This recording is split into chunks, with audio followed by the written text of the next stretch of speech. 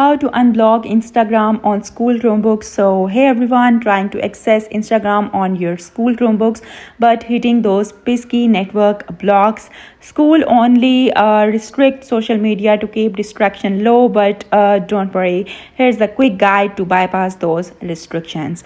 The easiest way is using a VPN. It encrypts your data, hiding your activity from the school's Wi-Fi filter, letting you access Instagram seamlessly. VPNs are super simple to use even if you are not tech savvy. So if you have no VPN, there is no problem. Try these tricks. Proxy server. First one is it acts like a middleman, making it look like you are not directly hitting Instagram, slipping past the school's firewall. Second one is smart DNS.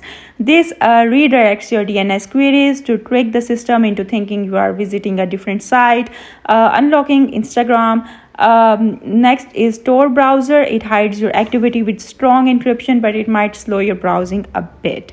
Next is mobile data. Switch to your phone's data to dodge the school's Wi-Fi restriction entirely. Just watch your data usage to avoid extra charges.